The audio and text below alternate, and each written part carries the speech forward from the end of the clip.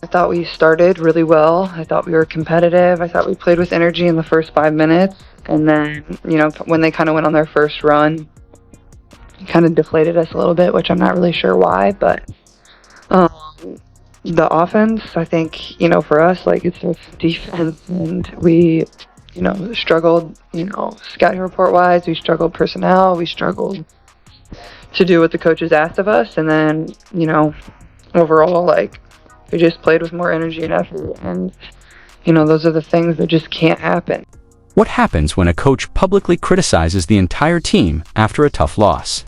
That's exactly what Stephanie White did following the Indiana Fever's 82-61 defeat at the hands of the Valkyries, and this wasn't just any loss, it was the second time this season the Fever were overwhelmed by an expansion team. To make matters worse, this game marked Caitlin Clark's return from injury, adding to the disappointment. The Fever had recently posted impressive wins over A.J. Wilson's Las Vegas Aces and Napheesa Collier's Minnesota Lynx, raising expectations. But in front of a packed Gainbridge Fieldhouse, questionable decisions by White left fans and analysts alike puzzled.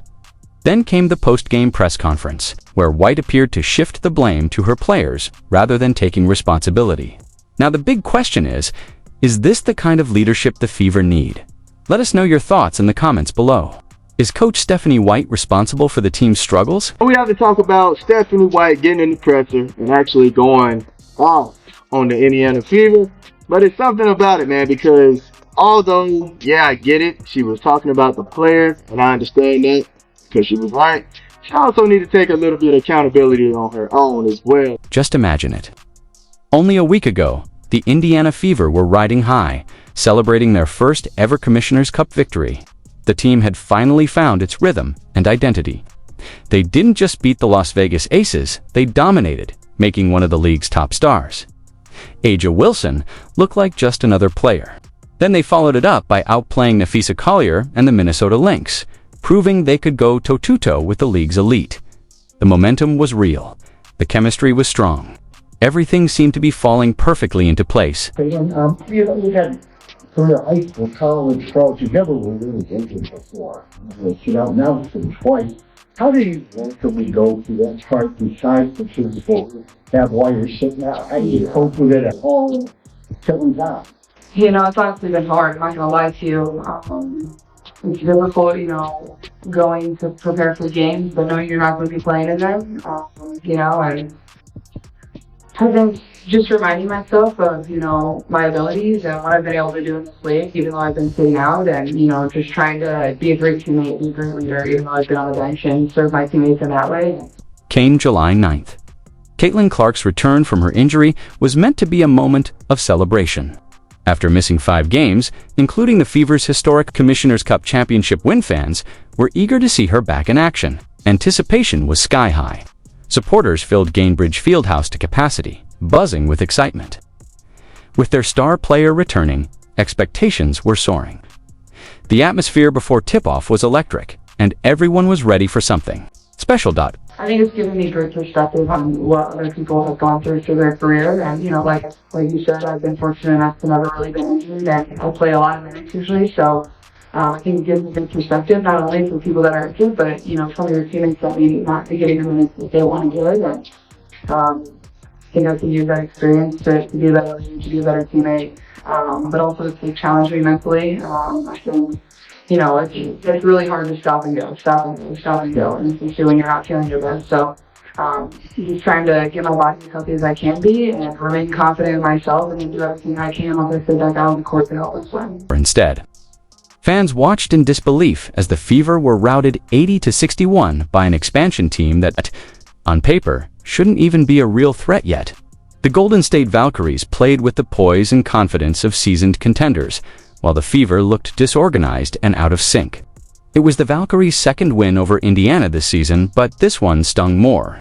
This was supposed to be the Fever's big moment, a triumphant homecoming, a statement game. Caitlin Clark's return was expected to ignite the offense, but the team shot just 31% from the floor. They hit only 6 of 27 from beyond the arc. The crisp, fluid offense that had powered their recent championship run suddenly looked disjointed. Ball movement slowed. Timing was off. Nothing seemed to click. Bentley lays that one in. Look at the attack. How quickly up the floor. And Clark hits a three. The Fever have hit. The Fever managed just 19 total points across the second and fourth quarters to full quarters of basketball. Offensively, they stalled. Defensively, they crumbled. In the second half alone, they surrendered 10 offensive rebounds, giving the Valkyries repeated second and third chances. Every possession became a battle, and every defensive stand felt out of reach. The atmosphere inside Gainbridge Fieldhouse shifted dramatically. What began as a celebration turned into stunned silence. The buzz of anticipation quickly gave way to visible frustration. Fans who had come to witness a triumphant return instead watched their team unravel. Even Caitlin Clark recognized the collapse, saying after the game, "I thought we started really well. I thought we were competitive. I thought we played with energy. In the first 5 minutes, and then when they kind of went on their first run, it kind of deflated us a little bit, which I'm not really sure why." It's every single person on our team, and nobody played well today. And you should look yourself in the mirror and find ways where you can get better, and come back to practice tomorrow and then play again on Friday. This wasn't just an off night, it was a complete system breakdown that exposed deeper issues within the team. Just days after riding a solid winning streak and capturing their first Commissioner's Cup title, the Fever suddenly looked like a team that had forgotten the fundamentals. But the real surprise came after the final buzzer. When attention shifted from the court to the post-game press conference, then the finger-pointing began. And I think collectively we didn't do a good job at taking away the stuff that their team likes to do and making them do things they don't want to do. We didn't do a good job of that. We also gave up some timely offensive rebounds that they do a great job of kicking it out, getting open looks, getting open threes late in the game. I think it really just comes down to effort and us not locking in mentally and following the scouting report. Here's where things really started to raise eyebrows. Head coach Stephanie White made a series of puzzling decisions, starting with the benching of Lexie Hull, one of the team's most reliable defenders and a key perimeter shooter. Hull had earned her place in the starting lineup for most of the season. She complemented Caitlin Clark's game perfectly, providing floor spacing and tenacious defense. But in a surprising move, White set that proven formula acid, and it cost them. So we have to talk about Stephanie White getting in the presser and actually going off on the Indiana Fever.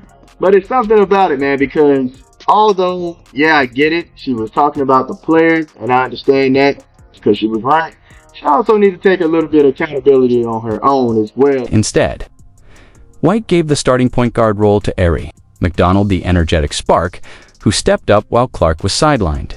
But that decision shifted Clark out of her natural position, forcing her to play off the ball at small forward. And that's where the confusion began.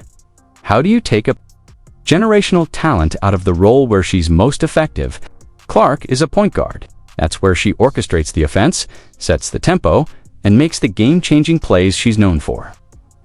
By moving her off the ball, White took away her greatest strength, and the team felt it. What did you like about Caitlin and Ari starting the game together and keeping off that? I like the ability to have two primary ball handlers on the floor, particularly with a team that comes aggressively, in the two-man game. Being able to play off of one another, being able to give the opponent some different looks, and quite frankly, for Steve specifically, not having to have her play under duress 94 feet the entire time she's on the floor. So there were some things that we liked about it. There were some things that we don't. So we'll continue to work with it.